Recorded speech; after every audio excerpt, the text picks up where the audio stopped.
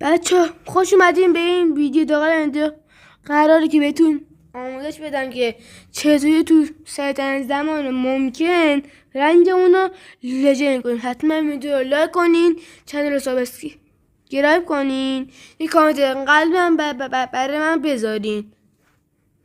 بریم سراغ آموزش. اول از همه وارد بخش رنگ میشیم و مودی که میخوایم بازی کنیم رو انتخاب میکنیم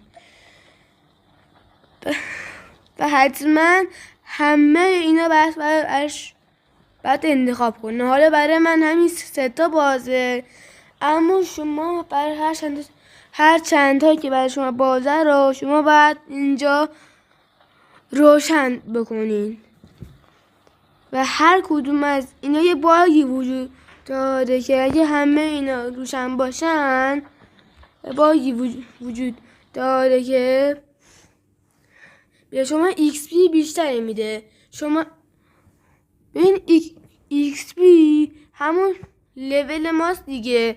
هر ما شما پلی میدیم یه تعداد XP ما میده که میشه همون لول ما، یعنی XP ما میده به اون لول ما تاثیر داره و اون موقع ما XP بیشتر میده که رو رنگ ما تاثیر داره. اگه از این آموزش خوشتون اومد ویدیو لایک کنین، چنل ما سابسکرایب کنین. تا ویدیو بعدی، خداحافظ.